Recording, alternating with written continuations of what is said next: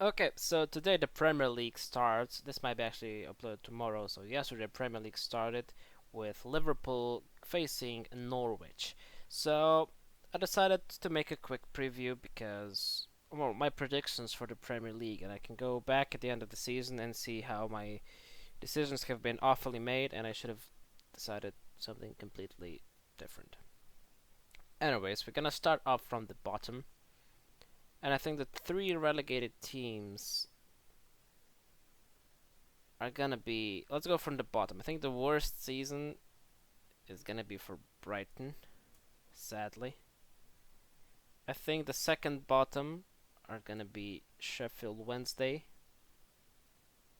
It already triggered most of Sheffield fans. Sheffield United, not Wednesday. That's probably triggered around 3 million souls right now. Anyways, and the third relegated are gonna be Norwich. I just think that out of the all three promoted teams, they didn't do as well with signings, and Aston Villa has a lot of experience with the Premier League, of course, and I just think it's gonna be like that. After that, we have fighting for relegation. I think the teams will be fighting for relegation will be probably Southampton, Crystal Palace, and probably Burnley. That is my prediction. I think actually in this, like Burnley will be fourth from the bottom, and then it's gonna be Southampton and then Crystal Palace. I just don't think they did enough in the transfer window. Like Crystal Palace did keep Zaha, but I still don't think it's gonna be enough. Then the top 15, I think I have to put four teams. Let's say one, four, and then two more is six. For the top 10, then four. I don't know. We'll see. Anyways, for the top 15, it's gonna be placed. I think Aston Villa will have a pretty decent season, being up there. Bournemouth, as well as Watford and West Ham United. I think that those teams can make in the top 15. Let's just see, three. Okay, yeah. So we have now the top 10. I think in the top 10, just missing out on the European competitions are going to be these three teams. Oh, sorry, I totally forgot about Newcastle as well. I'd keep.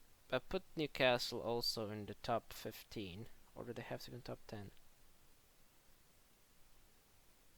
No, they have to go in top 10. Yeah, I think Newcastle will be right in the middle, in the number 10, because it looked pretty bad at the start. You know, they lost Rafa, but Steve Bruce, I think, with signing of Joe Linton, and they did some good stuff. I think they will actually be up there. Then in front of them, I feel like it's going to be Leicester. They lost Harry Maguire, of course, to Manchester United, but still, I think they're quite a solid team. Brendan Rodgers have been doing a good job over there. And in front of them, I feel like it's going to be Everton. Some amazing signings from them. Moise Keane, Andre Gomes on a permanent transfer. Sidibe could be a very good option. I'm not sure what Delph will exactly do to their team, but it could be good, I guess. They signed Alex Iwobi, which is could be going one or another way, really. But anyways, joining them is going to be Wolves.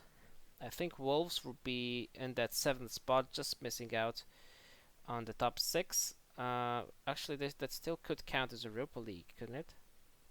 Depends on who wins the FA Cup and stuff. But let's have them in the top 10. I think they will do really well, but just again miss on that top six spot, not being able to, of course, getting into the top six.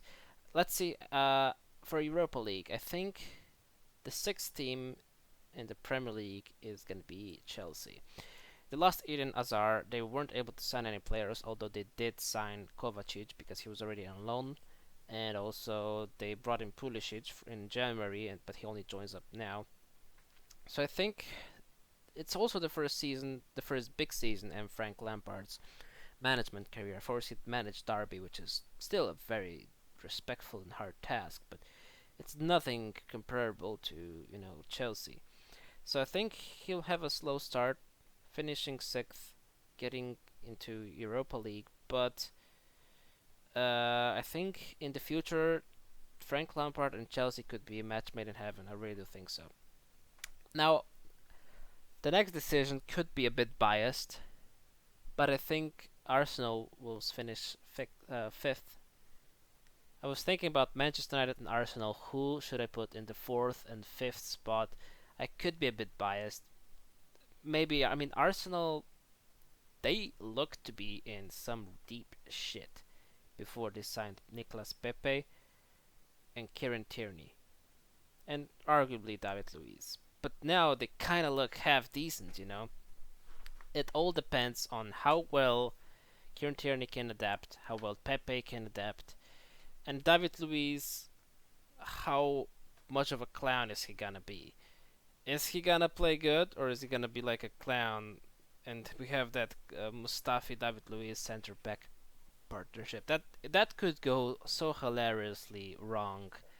But David Luiz can be an extremely good defender on his day as well. So I'm not sure. Arsenal are really a weird one, I think, this season. Anyways, I think like Manchester United could make it into the top four, just about, hoping at least. And hopefully we also win some Europa League or maybe an FA Cup or a Carabao Cup, something. I feel like we did we didn't do enough, but I still think we did enough to get in the top four.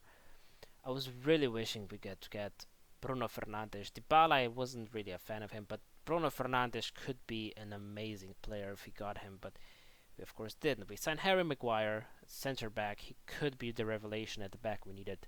Aaron Wan-Bissaka, I think, already is a revelation at the right back spot.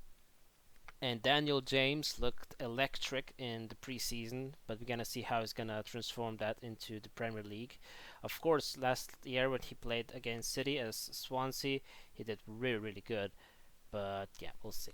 I think in the third spot is gonna be Tottenham Hotspur. They finally signed some players, Tanguy Ndombele and Giovanni Lo Celso, the main ones, I think. I think they'll really shore up that midfield, and they're just gonna build on the last season. I mean, although it's kind of hard to be building on the last season with anything except winning the Champions League, which I doubt they will. But I think a solid third place and maybe like a semis or quarterfinals in the Europe should be what they will get. And now it's gonna be Liverpool, who finished second, because I think they haven't signed any real first team player in the summer transfer window. They do have a very strong squad, and maybe they'll just really grow, but I just don't think they did enough. And that means, of course, that Manchester City, it hurts me to say it, but will do a treble of consecutive Premier League titles, which is just awful for a Manchester United fan, but hey, what the fuck can I do? They're really strong right now. Pep Guardiola has them playing amazing football. Rodri is an amazing footballer. Cancelo could be amazing. And yeah, they're just gonna be champions. I just hope they don't win the freaking Champions League though. So this is my prediction. I hope you guys liked it. Probably no. I'll probably regret doing this because at the end of the season it's gonna be completely different. But yeah, thanks for watching. Till next time. Fuck off.